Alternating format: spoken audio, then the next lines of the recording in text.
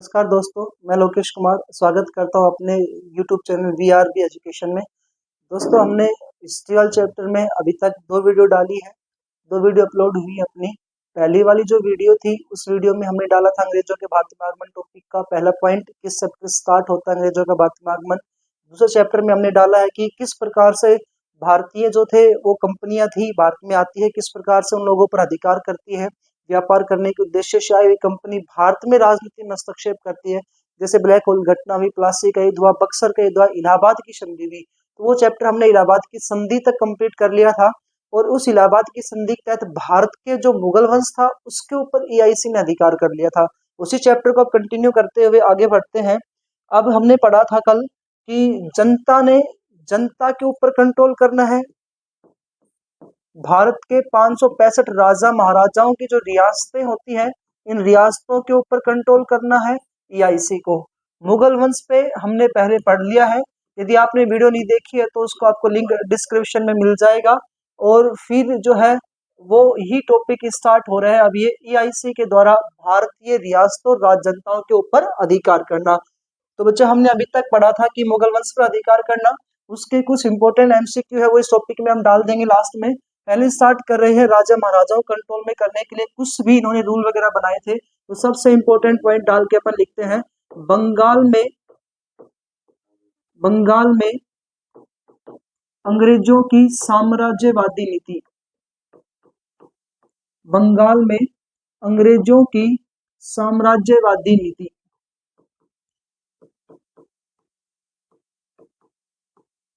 साम्राज्यवादी नीति important point है। साम्राज्यवादी नीति कहां पर लागू की? बंगाल वाले क्षेत्र में लागू की। किन्होंने की? EIC ने की, अंग्रेजों ने की। किस प्रकार से की वो समझिएगा आप। पहला पॉइंट आता है इसमें द्वैध शासन व्यवस्था। द्वैध शासन व्यवस्था। द्वैध शासन व्यवस्था। द्वैध शासन व्यवस्था। द्वैध शासन व्यवस्था 1765 में बंगाल के नवाब थे रॉबर्ट्स क्लाइव। रॉबर्ट्स क्लाइव 1765 में बंगाल के नवाब रॉबर्ट्स क्लाइव थे। इसके बारे में हमने पहले पढ़ा था। रॉबर्ट्स क्लाइव जो बंगाल के नवाब थे, इन रॉबर्ट्स क्लाइव ने ही तो इलाहाबाद की संधि की थी। तो यही बंगाल के नवाब जो रॉबर्ट्स क्लाइव है, ये रॉबर्ट्स क्लाइव बंगाल में एक नई शासन व्यवस्था लागू कर रहे हैं इन राजा महाराजाओं को कंट्रोल में करने के लिए। तो द्वैध शासन व्यवस्था 1765 में लागू की गई थी। किसके द्वारा? रॉबर्ट्स क्लाइव के द्वारा। कौन से क्षेत्र में लागू की गई? बंगाल के क्षेत्र में। बंगाल के नवाब अब सिराजुद्दौला थे, वो तो मर चुके थे। सिराजुद्दौला के बाद मीर जाफर बने थे, फिर मीर कासिम बने थे। मीर कासिम की मृत्यु के बाद मिर्जा ए रहमान अगले राजा और नवाब बने। उनको इन्होंने कहा कि 53 लाख रुपए के बदले में आपको जो है 53 लाख रुपए दिए जा रहे हैं। इसके बदले में आपको पूर्णतः अधिकार अब हमारा होगा बंगाल वाले क्षेत्र में। आप सिर्फ बंगाल में विकास संबंधित कार्य करेंगे, छोटे मोटे कार्य जो होंगे वो सब आप करेंगे। क्वेश्चन पूछेगा, द्वैध शासन व्यवस्था कहाँ पर लागू की गई? बंगाल में। किसके द्वारा लागू की गई? रॉबर्ट्स क्लाइव के द्वारा। और कब लागू की गई? 1765 में। इतना सा क्वेश्चन आएगा।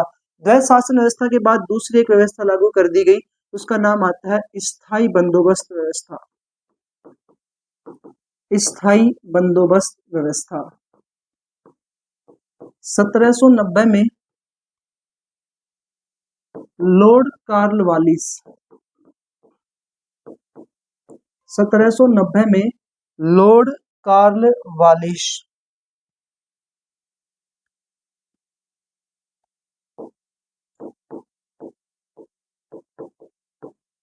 लॉर्ड कॉर्नवालिस के द्वारा 1790 में एक बंदोबस्त व्यवस्था लागू की गई। इस स्थायी बंदोबस्त व्यवस्था का कार्य ये था कि गांव में जितने भी जमींदार होते थे, उस समय राजा महाराजाओं के बाद जो जमींदार होते थे, उन जमींदारों के ऊपर ये व्यवस्था लागू की गई थी। लॉर्ड कॉर्नवालिस ने कहा कि 10 साल तक देख लेंगे, अगर ये जमींदार व्यवस्था ठीक रही, स्थायी बंदोबस्त ठीक रही तो आगे बढ़ा देंगे, नहीं इसको बंद कर दिया जाएगा। लेकिन 1793 में इसे स्थायी कर दिया गया। क्वेश्चन इतना सा आएगा, स्थायी बंदोबस्त कब लागू की गई? 1790 में। किसके द्वारा लागू की गई? लॉर्ड कॉर्नवालिस के द्वारा। जमींदारों के ऊपर लागू की गई थी और जमींदारों के ऊपर टैक्स वगैरह से संबंधित थी। कितना टैक्स देना पड़ता था जमींदारों को? इस पर 27% का टैक्स दिया जाना था। ये थी स्थायी बंदोबस्त व्यवस्था। पहला पॉइंट आया था इसमें द्वैध शासन व्यवस्था। दूसरा पॉइंट आया है स्थायी बंदोबस्त व्यवस्था। तीसरा पॉइंट इसमें आ रहा है महलवारी व्यवस्था। जनता को, राजा महाराजाओं को कंट्रोल में करने के लिए अनेक प्रकार की इन्होंने प्रणालियां, टैक्स वगैरह व्यवस्था की थी। उन्हीं से संबंधित ये अपना टॉपिक है। महलवारी व्यवस्था जो थी, ये जो उस समय के मुखिया हुआ करते थे, उन मुखियाओं के ऊपर लागू की थी। तो मुखिया से टैक्स लेना, मुखिया से एक प्रकार के टैक्स लेने संबंधित सब ये थी। मुखिया से कर वसूलने वाली जो व्यवस्था थी, उसको बोलते हैं महलवारी व्यवस्था। इसके बाद आती है रेयतवारी व्यवस्था। रेयतवारी व्यवस्था, ये रेयतवारी जो व्यवस्था थी, ये किसानों से टैक्स लिया करती थी। तो जो भी किसान वर्ग था, उससे जो टैक्स वसूलने वाली व्यवस्था थी, वो थी रेतवारी व्यवस्था। इसमें टैक्स था 29%। इसमें पहले 33% का टैक्स हुआ करता था, बाद में इसको 50% कर दिया गया। तो 33% या 50% टैक्स इसमें लागू कर दिया गया था रेतवारी व्यवस्था में। तो ये 4 प्रकार के पॉइंट है जहां पर बंगाल में इन्होंने साम्राज्यवादी नीति को लागू किया। पॉइंट है अपना, बंगाल में साम्राज्यवादी नीति किसने लागू किया? अंग्रेजों ने। सबसे पहले द्वैध शासन व्यवस्था लागू की गई 1765 में रॉबर्ट क्लाइव ने बंगाल वाले क्षेत्र में। इसमें बंगाल के नवाब को 53 लाख रुपए के बदले में बंगाल को 2 भागों में बांट दिया, जिसमें महत्वपूर्ण कार्य इन्होंने अपने हाथों में ले लिए और बाकी छोटे मोटे विकास वाले जो कार्य थे उन्होंने उन नवाब को दे दिए। दूसरी व्यवस्था लागू की गई स्थायी बंदोबस्त व्यवस्था, 90 में लागू की गई, 93 में इसको स्थायी कर दिया गया। लॉर्ड कॉर्नवालिस के द्वारा लागू की गई। जमींदारों से टैक्स संबंधित व्यवस्था थी, 27% टैक्स लिया जाता था। महलवारी व्यवस्था, मुखिया से टैक्स लेने की व्यवस्था थी, 29% का टैक्स था। रेतवारी व्यवस्था किसानों से टैक्स लिया करती थी 33, या जिसको बाद में 50% कर दिया गया था। ये जनता को कंट्रोल में करने वाली व्यवस्था थी ईआईसी के द्वारा। हमने पढ़ा है ईआईसी ने मुगल वंश पर अधिकार कर लिया, राजा महाराजाओं को अधिकार करेगी, वो भी आगे नीति आ रही है इनकी। एक नीति हमने पढ़ी है द्वैध शासन व्यवस्था, जनता को कंट्रोल में करने के लिए स्थायी बंदोबस्त व्यवस्था, महलवारी व्यवस्था और रेतवारी व्यवस्था को इन्होंने लागू किया। इसके बाद देखते हैं अगला पॉइंट। वो अगला पॉइंट है जनता को कंट्रोल में किया। इसके बाद आ रहा है राजा महाराजाओं को कंट्रोल में करना। तो राजा महाराजाओं को कंट्रोल में करने के लिए अपने को 2 नाम याद रखने हैं। एक है जी लॉर्ड वेलेस्ली और एक है लॉर्ड डलहौजी। दोनों ही वेरी वेरी इंपॉर्टेंट पॉइंट है। लॉर्ड वेलेस्ली और एक है लॉर्ड डलहौजी। लॉर्ड वेलेस्ली को भारत में सहायक संधि का जनक कहा जाता है। सहायक संधि का पिता किसे कहा जाता है? तो लॉर्ड वेलेस्ली को। और हड़प नीति का पिता, हड़प नीति का जनक लॉर्ड डलहौजी को कहा जाता है। हड़प नीति का पिता लॉर्ड डलहौजी को कहा जाता है। ये जो सहायक संधि करेंगे लॉर्ड वेलेस्ली, सहायक संधि का अर्थ ये था, जितने भी राजा महाराजा थे उन राजा महाराजाओं को कहा कि आप लोग जो होंगे वो आप हमारी सहायता करोगे भविष्य में, इसके बदले में हम आपको रुपए देंगे, इतने रुपए में हम आपको, आपकी रियासत तो रहोगे, स्वतंत्र राजा तो रहोगे, लेकिन हमारे कंट्रोल में आकर के आपको अपना राजपाट संभालना पड़ेगा। अगर हमें आपकी कभी भी जरूरत पड़ती है तो आप अपनी पूरी सेना लेकर के आप हमारी सहायता करोगे। इतना सा याद रखना है। सहायक संधि का पिता लॉर्ड वेलेस्ली, हड़प नीति का पिता लॉर्ड डलहौजी। इसे ही कहा जाता है व्यापक नीति। इसे ही कहा जाता है हड़प नीति। और इसी का एक अन्य नाम आता है डॉक्ट्रिन ऑफ लेप्स की नीति। इसी का अन्य नाम है दोस्तों डॉक्ट्रिन ऑफ लेप्स की नीति।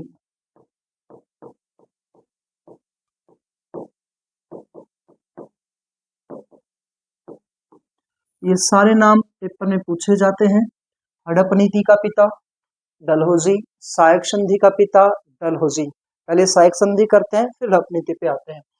सायक संधि किसी राजा महाराजा के साथ की गई। सबसे पहले किस राजा के साथ सायक संधि की गई थी? तो सबसे पहले हैदराबाद के राजा के साथ सायक संधि की गई और इसको अंग्रेजी शासन में मिला लिया गया। तो सबसे पहले किस राजा ने सायक संधि की? हैदराबाद राजा ने।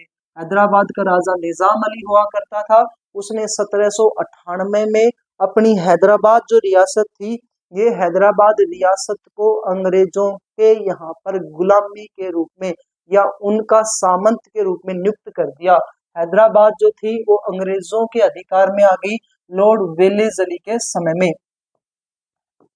दूसरा, पहली पहली रियासत जो सायक संधि करती है वो सबसे इंपॉर्टेंट पॉइंट। ऐसे ही हड़प नीति के तहत सबसे पहली रियासत जो भारत में मिली थी उसका क्या नाम था? उसका नाम था सतारा। सतारा सतारा ये 1798 में मिली थी, ये मिलेगी 1848 में। थोड़ा सा ध्यान से देखिएगा, पेपर में ज्यादा यही क्वेश्चन पूछे जाते हैं। स्पेशल आर्मी वालों में, एसएससी जीडी वालों में, जितनी बेल्ट की नौकरी है उनमें इतना सा पूछता है। सायक संधि का पिता, हड़प नीति का पिता। सबसे पहले सायक संधि किस रियासत के साथ की गई और कब की गई? सबसे पहले हड़पी गई रियासत कौन सी थी और कब की गई थी? तो ये क्वेश्चन आएंगे। दूसरी रियासत मैसूर, कर्नाटक का जो मैसूर है उसके साथ सायक संधि की गई 1799 में।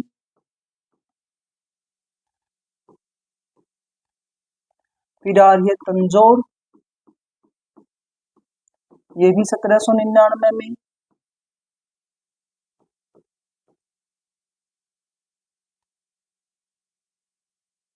हैदराबाद के साथ सबसे पहली की गई, मैसूर के साथ फिर की गई, फिर तंजौर के साथ सहायक संधि। सहायक संधि का अर्थ इतना सा ही है कि ये लोग जो थे सहायक संधि करेंगे और उनको अपने कंट्रोल में करेंगे। पेशवा, पेशवा, सिंधिया,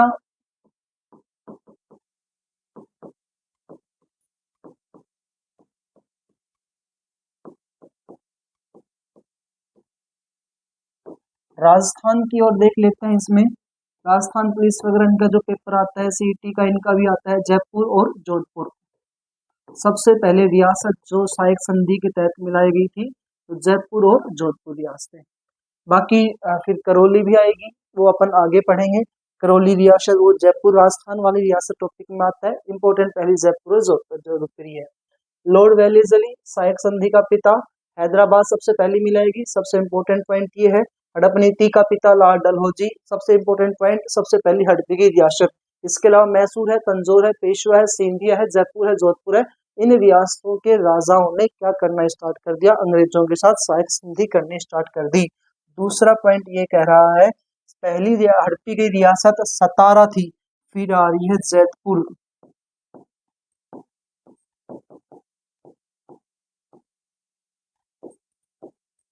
संभलपुर,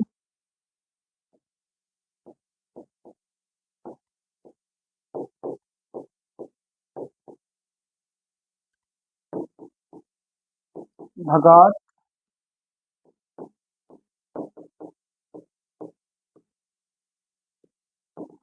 उदयपुर,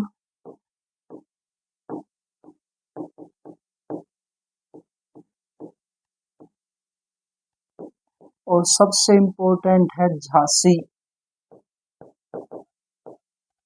झांसी को कब मिलाया गया था? 1853 में। Very very important. सतारा और हड़पी गई रियासत झांसी।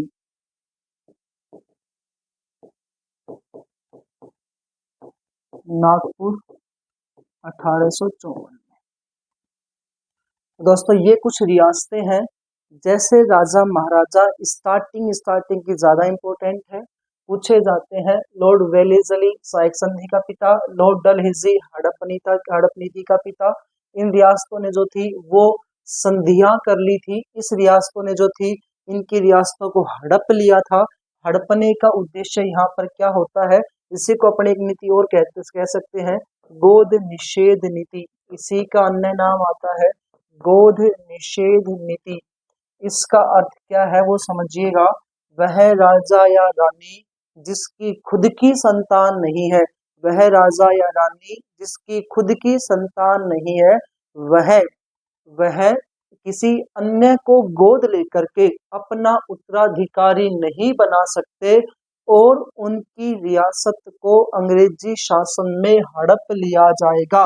उनकी रियासत को हड़प लिया जाएगा, उनकी रियासत को अंग्रेजी शासन में मिला लिया जाएगा। ये है हड़प नीति। यहाँ सहायक संधि थी, पैसे दे करके राजाओं को खरीदा था। यहाँ उनके बच्चे नहीं है, उन राजाओं को अपनी रियासत, उन रियासतों को या उन राजाओं को अपनी अकॉर्डिंग अपने नीचे इन्होंने अपने कंट्रोल में ले लिया। एक पॉइंट था राजा महाराजाओं को किस प्रकार से कंट्रोल में किया। दोस्तों हमने देखा था स्टार्टिंग में सबसे पहला पॉइंट जो आया था वो आया कि 4 कंपनियां भारत में आती है। दूसरा पॉइंट इस टॉपिक में हमने पढ़ा था कि अंग्रेजों की कंपनी आती है EIC कंपनी।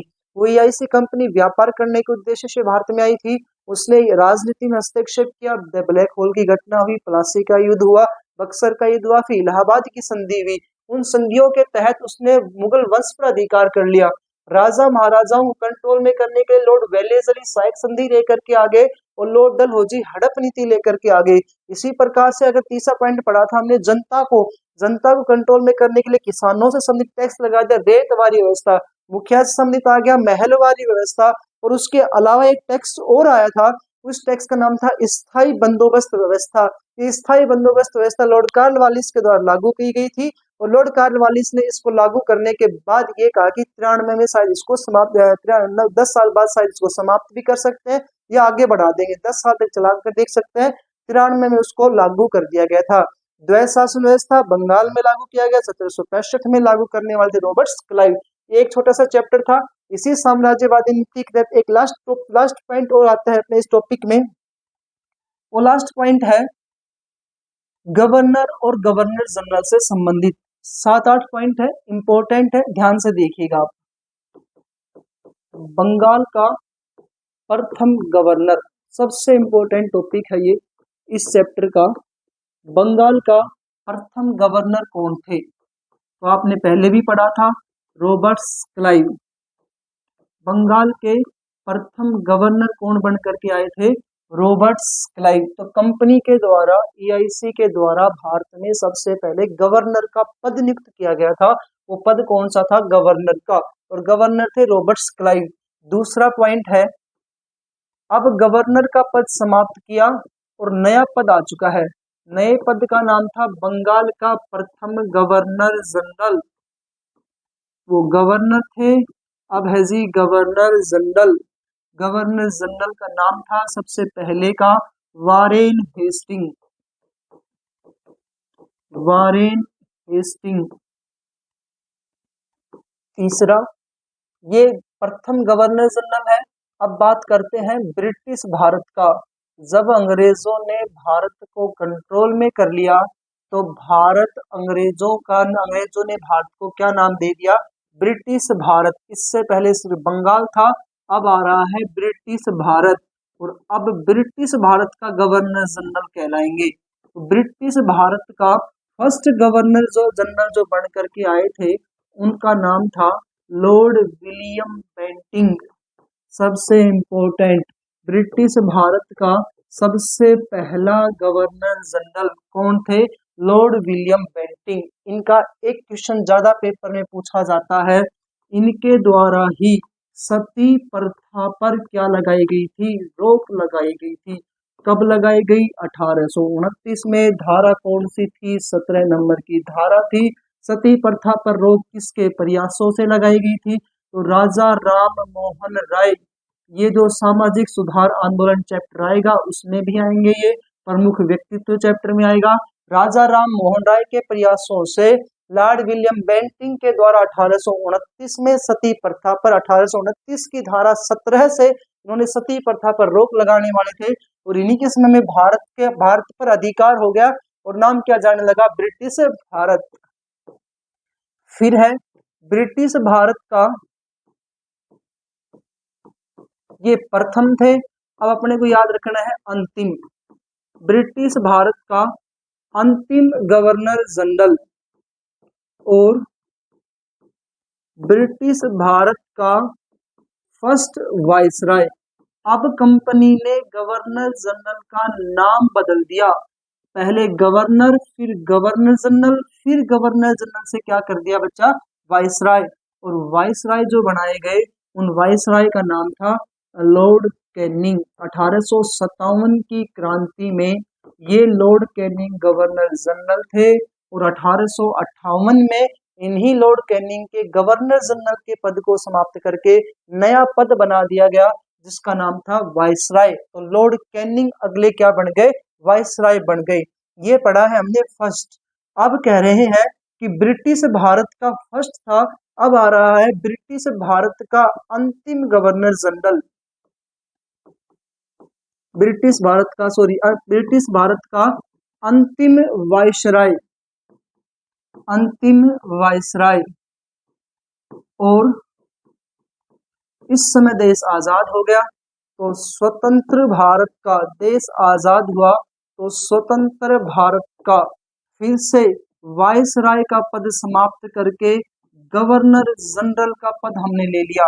ब्रिटिश भारत का अंतिम वाइसराय और फर्स्ट गवर्नर जनरल, ये भी एक ही नाम है जिनका नाम है लॉर्ड माउंटबेटन। लॉर्ड माउंटबेटन, ये लॉर्ड माउंटबेटन वही है जो दूसरे विश्व युद्ध में एज ए सेनापति के रूप में ब्रिटेन की तरफ से युद्ध कर रहे थे। चौथा पॉइंट आता है स्वतंत्र भारत का प्रथम गवर्नर जनरल थे ये। अब है जी स्वतंत्र भारत का ये प्रथम थे, तो अंतिम भी पूछेंगे। स्वतंत्र भारत का अंतिम गवर्नर जनरल, स्वतंत्र भारत का अंतिम गवर्नर जनरल और इम्पोर्टेंट है ये एकमात्र भारतीय गवर्नर जनरल, एकमात्र भारतीय गवर्नर जनरल। अंतिम कह रहा है, इसका अर्थ क्या है कि हमने गवर्नर जनरल के पद को समाप्त कर दिया। तो ये कौन बने थे अंतिम गवर्नर जनरल, लेकिन था एकमात्र भारतीय। तो एकमात्र भारतीय व्यक्ति था जिसका नाम था सी राजगोपालाचारी। सी राजगोपालाचारी ये अंतिम गवर्नर जनरल थे। इसके बाद हमने गवर्नर जनरल का पद समाप्त कर दिया और भारत की संविधान सभा ने, भारत की संविधान सभा ने भारत का जो संविधान कॉन्स्टिट्यूशन बनाया था, कॉन्स्टिट्यूशन असेंबली ने संविधान सभा के 284 सदस्यों ने, संविधान सभा के 284 सदस्यों ने,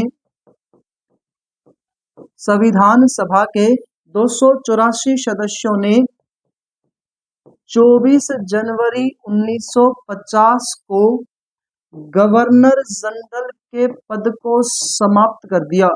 24 जनवरी 1950 को गवर्नर जनरल के पद को समाप्त कर दिया। गवर्नर जनरल के पद को क्या कर दिया, समाप्त, समाप्त करके नया पद बना दिया। और नए पद का क्या नाम था बच्चा, राष्ट्रपति।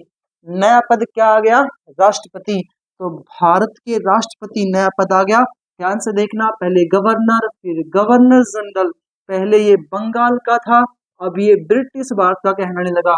गवर्नर जनरल के बाद वाइसराय का पद आया, वाइसराय को हटाकर फिर गवर्नर जनरल, फिर गवर्नर जनरल को हटा करके नया पद कौन सा आ चुका है, राष्ट्रपति का। पहले बंगाल फिर ब्रिटिश भारत, अब भारत क्या हो चुका है, आजाद, स्वतंत्र हो चुका है। स्वतंत्र भारत के गवर्नर जनरल, स्वतंत्र भारत के एकमात्र भारतीय गवर्नर जनरल और संविधान सभा के 284 सदस्यों के द्वारा, संविधान सभा के 284 सदस्यों के द्वारा, 284 सदस्यों के द्वारा ने 24 जनवरी 1950 को गवर्नर जनरल के पद को समाप्त किया, के पद को समाप्त किया और किसका पद अपना लिया, राष्ट्रपति का। और राष्ट्रपति भी कैसे, मनोनीत रूप से मनोनीत किया गया था। वैसे राष्ट्रपति आज आपको पता है निर्वाचित होते हैं, जो जनता के द्वारा अप्रत्यक्ष रूप से निर्वाचित होते हैं। लेकिन डॉक्टर राजेंद्र प्रसाद को इन 284 सदस्यों ने 24 जनवरी 1950 को मनोनीत किया। एज ए राष्ट्रपति के रूप में, एज ए प्रेसिडेंट के रूप में, जो पहले संविधान सभा के स्थायी अध्यक्ष थे। ये वो संविधान सभा है जिसने भारत का संविधान बनाया था। तो दोस्तों ये अपना एक पूरा का पूरा टॉपिक था, अंग्रेजों का भारत में आगमन। इस टॉपिक को आप अच्छे से नोट्स बनाते हुए और पूर्ण तरीके से याद करना, आपका कोई भी क्वेश्चन इस टॉपिक से बाहर नहीं जाएगा। अंग्रेजों का भारत आगमन टॉपिक है, इम्पोर्टेंट से भी इम्पोर्टेंट टॉपिक है। एआईसी की स्थापना है, एआईसी किस प्रकार से भारत में व्यापार करेगी, ये वो टॉपिक था। अब हम स्टार्ट कर रहे हैं इससे कुछ एमसीक्यूज। एमसीक्यूज में क्या क्या क्वेश्चंस इसमें बनते हैं वो कुछ देख रहे हैं। जैसे ईआईसी की स्थापना किसने की,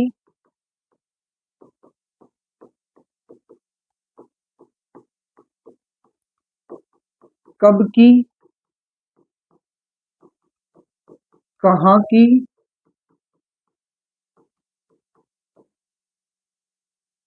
स्थापना जब हुई ईआईसी की उस समय, स्थापना के समय, तो ईआईसी की स्थापना के समय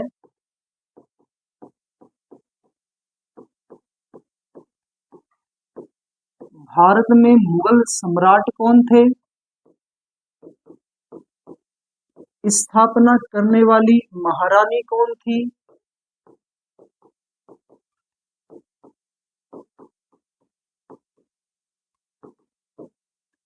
ईआईसी का जो उद्देश्य था वो भारत में आकर के क्या करना था। तो ईआईसी का उद्देश्य क्या था भारत में आकर के, इसका उद्देश्य पूछता है। इसको व्यापार की अनुमति लेनी थी, तो व्यापार की अनुमति लेने के लिए किसके दरबार में उपस्थित हुए, किस राजा ने दी,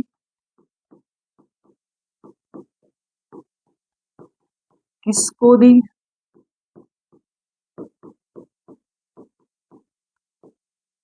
और कौन सा स्थान मिला था इनको व्यापार करने का, स्थान कौन सा था इनको व्यापार करने का।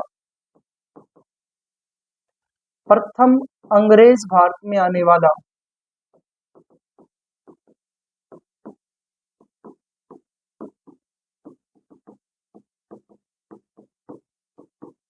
प्रथम अंग्रेज भारत में आने वाला कौन था, किसके दरबार में था,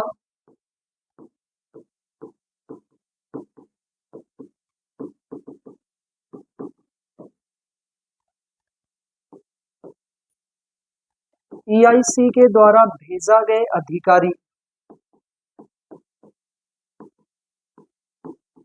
भेजे गए प्रथम अधिकारी और दूसरे अधिकारी का नाम,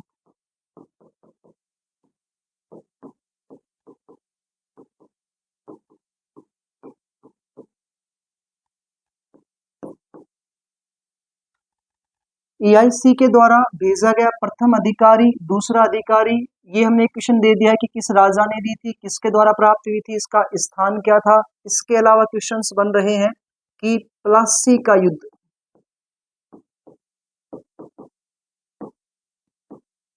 कब हुआ, किस किसके बीच में हुआ था, किसके मध्य हुआ, अंग्रेज अधिकारी कौन थे, उसमें कौन से क्षेत्र में हुआ था, तो बंगाल का नवाब था वो कौन था, कहां पर हुआ था, कौन विजयी हुआ। ब्लैक होल की घटना किस नवाब के द्वारा की गई,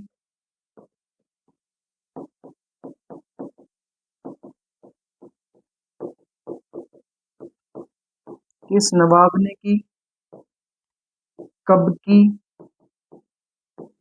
कितने अंग्रेजों की हत्या हुई।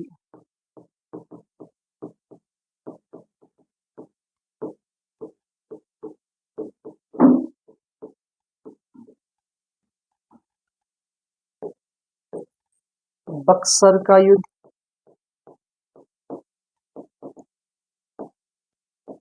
कब, कहां, किसके मध्य हुआ, विजयी कौन हुआ।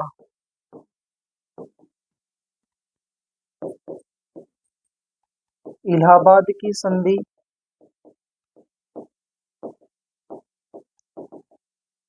कब हुई, किस किस के साथ या किसके मध्य हुई।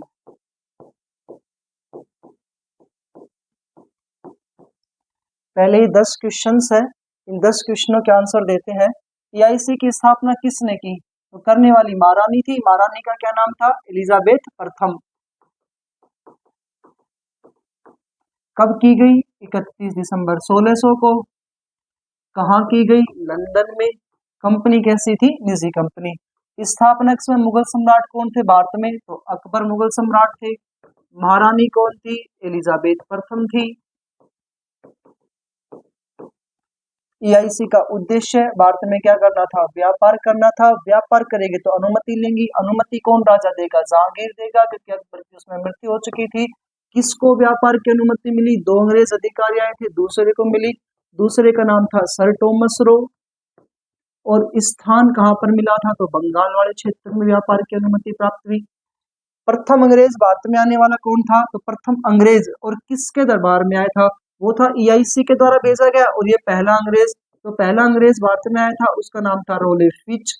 किसके दरबार में रहता था ये, तो अकबर के दरबार में रहता था। इसी ने वहां की शान शौकत एलिजाबेथ प्रथम को बताई थी। ईआईसी के द्वारा ये भेजा गया प्रथम अधिकारी तो कैप्टन हार्किंस। सेकंड अधिकारी सर टॉमस रो। इसी को जहांगीर के द्वारा अनुमति प्रदान की गई थी नूरजहां की सहायता से। प्लासी का युद्ध 22 जून 1756 23 जून 1757 किसके मध्य हुआ, तो उसमें बंगाल के नवाब थे सिराजुद्दौला और अंग्रेज अधिकारी थे रॉबर्ट्स क्लाइव। इसके बीच में हुआ, अंग्रेजी आ गया। क्षेत्र कौन सा था, तो प्लासी का जो मैदान आता है वो आता है पश्चिमी बंगाल में, वहां पर इसका हुआ था युद्ध। द ब्लैक होल की घटना किस नवाब ने की थी, तो नवाब का नाम वही आएगा, सिराजुद्दौला। सिराजुद्दौला ने कब की ये घटना, तो घटना जो तारीख है वो तारीख आ रही है इनकी 22 जून 1756, एक साल पहले प्लासी के मैदान से। कितने अंग्रेजों की हत्या कर दी, 146 को पकड़ा था और 123 की इसमें हो चुकी थी मृत्यु।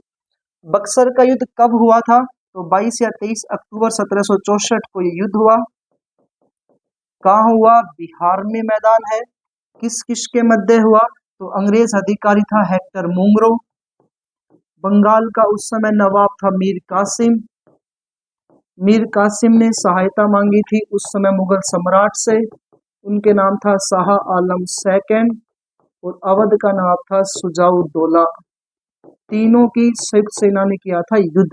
कौन जीते, अंग्रेज अधिकारी हेक्टर मुंगरो जीत गया। जीता तो कौन सी संधि की, इलाहाबाद की संधि की। कब की, 1765 में। कब कब होगी, 12 अगस्त को और दूसरी होगी 16 अगस्त को।